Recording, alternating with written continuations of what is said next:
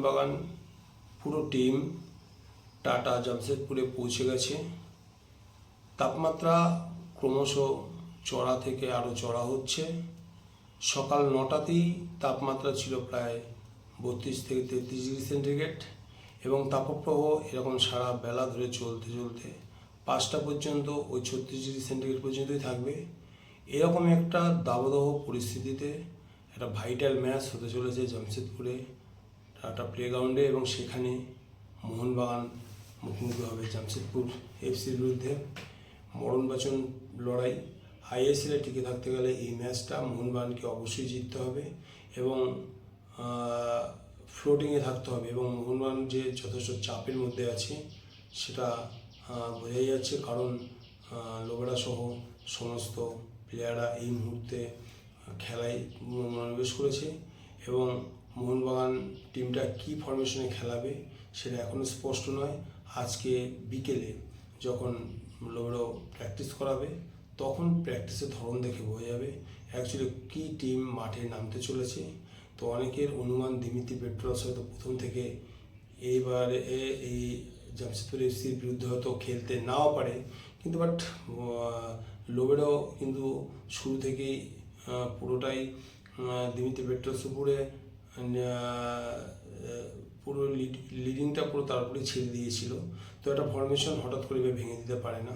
আর unfortunately দিমিত্রির লাকটাও সবসময় কাজ করছে না। গত ম্যাচে যে শটটা শুরুতে নিয়েছিল দিমিত্রি পেট্রোস, যে শটটা অল্পের জন্য লক্ষ্যভ্রষ্ট হয়ে গেছে এবং শটে যথেষ্ট জোর ছিল, তীব্রতাও ছিল, কিন্তু সামান্য বাড়ির উপর থেকে বেরিয়ে গেছে। ওই গোলটা যদি প্রথমেই হয়ে যেতে পারতো তাহলে মোহনবাগানে কিন্তু এই ফল হতো না। এবং দিমিত্রি পেট্রোস কামিন্সকে একটা হাফ টাইমে ঘুরে যে সেন্টারটা রেখেছিল, আমি তোমাদের দেখাবো সেখান থেকে কামিন্সের হেডটা ওটাও যদি গোল হয়ে যেত তাহলে দিমিত্রি পেট্রোসের অ্যাসিস্টেও একটা নাম থেকে যেত। এবং আর একটা পাস দিমিত্রি পেট্রোস কামিন্সকে বাড়িয়েছিল সেই ম্যাচে, যেখান থেকে কামিন্স বলটা ধরতে একটু দেরি করে এবং কিছুটা নাগালের বাইরে চলে যায়। এছাড়া দিমিত্রি পেট্রোস শেষ শটটা বারের অনেকটা উপর দিয়ে বেরিয়ে যায়, সেই শটটা দিমিত্রি না নিয়ে যদি লিস্টন কিংবা রাফসান রবিনো কাউকে দিয়ে নেওয়া হতো তাহলে মানে বেটার হতো। তা আফটারঅল গত ম্যাচে অর্থাৎ মুম্বাই সিটি এফসির সাথে মোহনবাগান যে 1-0 গোলে পরাজিত হয়েছে সেই ম্যাচে দিমিত্রি পেট্রোস কিন্তু খুব একটা খারাপ খেলেনি, অনেকগুলো গোলের চান্স সে ক্রিয়েট করেছিল।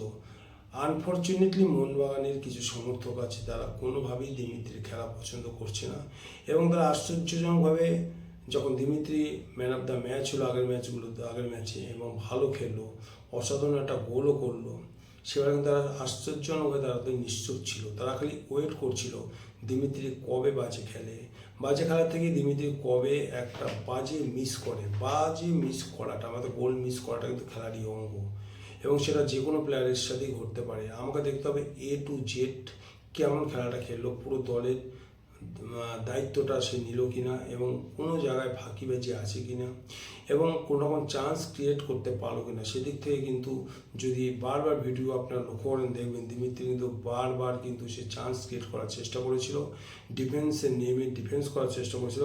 একটা আধুনিক ফুটবলে যা হয় সব কিছুই কিন্তু আগে ম্যাচে করেছিল। তো আমার মনে হয় না জামশেদপুর ম্যাচে দিমিত্রিকে বাইরে রেখে লোবেরো টিম নামাবে, অবশ্যই দিমিত্রিকে রেখেই দল সাজাবেন।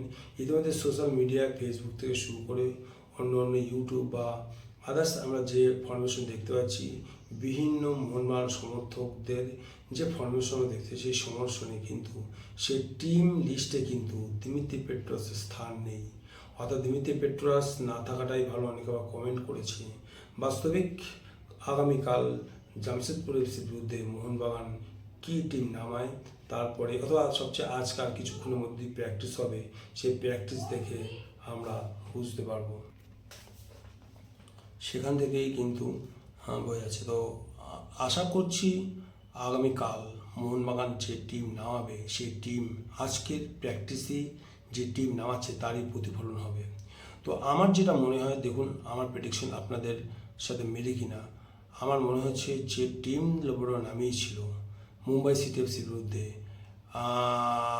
একটা দুটো ক্ষেত্রে পরিবর্তন করলেও আমূল সেই টিমটাই কিন্তু নামাবে, যেখানে আমরা দেখতে পাবো যে মোহনবাগান ডিফেন্সে একজন বিদেশি নিয়ে খেলবে। অনেকেই তো দিচ্ছে দুজন বিদেশি, অর্থাৎ টম আলডেট এবং আলবার্টো রড্রিগেজ দুজনকে রেখে রেখে ম্যাচ স্টার্ট করবে লোবেরো। আমার তো তা মনে হয় না, কারণ মলিনার সাথে কিন্তু লোবেরো খেলার যথেষ্ট পার্থক্য আছে। তিনি অ্যাটাকিং চান, অন্যান্য বল অ্যাটাক করবেন, সেখান থেকেই গোল কনভার্ট করতে হবে, কিন্তু কোনো রকম গোল কনসেপ্ট করা যাবে না, সেই সেন্সটাও কিন্তু মাথায় রাখতে হবে। সেক্ষেত্রে মেহতাব সিংকে কিন্তু একটা বড় ভূমিকা পালন করতে হবে।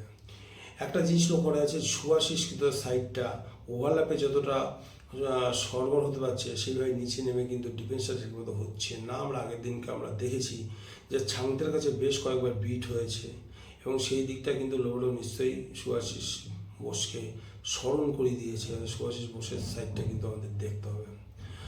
আর মোহনবাগান যে টিম নামিয়েছিল, অর্থাৎ মাঝ মাঠে আপুইয়ার সঙ্গে থাপা কিংবা আপুইয়ার সঙ্গে সাহালকে হয়তো নামিয়ে দিতে পারে। এছাড়া দিমিত্রি পেট্রাস তো আছেই, তাকে বাদ দেওয়ার কোনো চান্স নেই। এবং শুরুতে এটা বুঝতে পারছি না রবসন না লিস্টন ক্লাসও কাকে না হবে।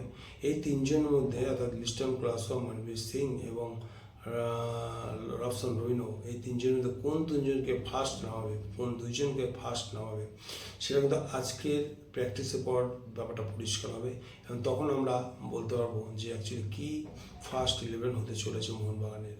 এবং আমাদের কিন্তু এই কথাও মাথায় রাখতে হবে যে জামশেদ এফসি কিন্তু যথেষ্ট শক্তিশালী দল এবং যথেষ্ট সারা জায়গায় কিন্তু এবছর আইএসএল শুরু করেছেন, এবং মোহনবাগানের ঘাড়ের উপর নিঃশ্বাস ফেলছে। 1 পয়েন্টের পার্থক্য হলেও তাদের দলে আছে মেসি বাউলির মতো প্রাক্তন ইস্টবেঙ্গল প্লেয়ার। এছাড়া যে কোনো সময় যে কোনো ম্যাচের রং কিন্তু সে পাল্টে দিতে পারে। এইগুলো কিন্তু অবশ্যই লোবেরোকে মাথায় রাখতে হবে, এবং কোনো কাউন্টার অ্যাটাক যাতে প্রতিরোধ করা যায় সেই ধরনের ট্রেনিংটা অবশ্যই লোবেরোকে দিতে হবে। সেগুলো আমার কিছু বলার নেই, এগুলো অবশ্যই কোচ আমাদের থেকে বেশি বুঝবে। তো আমরা সোশ্যাল মিডিয়ায় অনেক কোচ দেখেছি, অনেক প্রশিক্ষক দেখেছি যারা লোবেরোর থেকেও একটু বেশি বুঝে গেছে। তারা এই মুহূর্তে টিম নামিয়েও ফেলে দিয়েছে, এবং তাদের একদম বদ্ধ ধারণা সেই টিমে হয়তো লোবেরো নামাবে বাধ্য হয়ে। কিন্তু লোবেরো তার নিজের স্টাইলে চলে, নিজের বুদ্ধিতে চলে। সে মনে হচ্ছে এইসব সোশ্যাল মিডিয়া ফলো করে কিনা যথেষ্ট আমার সন্দেহ আছে। সুতরাং আমার যা বুদ্ধি বা আমার যা অ্যাজামশন করতে পারছি তাতে বোঝাই যাচ্ছে টিম প্রায় অপরিবর্তিত রেখেই মাঠে নামবে। সেখানে ম্যাকলারেন হয়তো নামতে পারে, এবং পরবর্তীতে আমরা জেসন কামিন্সকে হয়তো দিমির পরিবর্তে দেখতে পারি। তো সব কিছুই কিন্তু আমরা আজকে প্র্যাকটিসের পর বুঝতে পারবো। সেট পিস মুভমেন্টে কিন্তু যথেষ্ট নজর দিচ্ছে সার্জিও লোবেরো, এবং সেট পিস মুভমেন্টে নজর দেওয়ার যথেষ্ট কারণ আছে। দিমিত্রি পেট্রাস আগের দিনকে যে শটগুলো নিয়েছিল কর্নার থেকে, তা একটাও গোলে কনভার্ট হয়নি।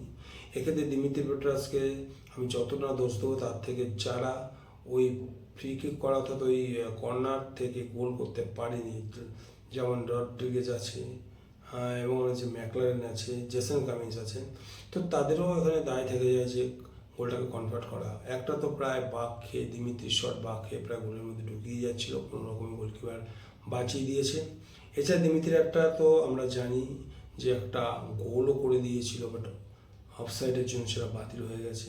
তো আমরা অপেক্ষা করে থাকবো আগামী কাল, অর্থাৎ 5টার সময় খেলা হবে। যথেষ্ট রৌদ্রে কিন্তু যথেষ্ট তেজ আছে, এবং এই গরমে প্লেয়াররা কীভাবে 90 মিনিট বা তার বেশি খেলে সেটা কিন্তু যথেষ্ট চিন্তার বিষয়। অর্থাৎ কজন প্লেয়ার পরিবর্তন অবশ্যই করতে হবে। সব প্লেয়ার কিন্তু 90 মিনিট খেলার মতো কন্ডিশনে নেই। যেমন সুভাশিস বোস কিন্তু 90 মিনিট খেলার মতো কিন্তু কন্ডিশনে নেই, এটা কিন্তু বলা যেতে পারে। অভিষেক টেক্সাম এবছর দারুণ খেলছে। থাপাকে কিন্তু কালকে বিরাট ভূমিকা পালন করতে হবে। আর আপুইয়ার কথা কী বলবো, প্রতিটা ম্যাচেই সে নিজেকে প্রমাণ করছে। আলবার্টো রড্রিগেজ কোনো রকম ভুল করলে চলবে না, কোনো রকম বিট হলে চলবে না, এগুলোর দিকে অবশ্যই নজর রাখতে হবে। তো আজকে এই পর্যন্ত, আবার দেখা হবে পরবর্তী কোনো ভিডিওতে। পাই।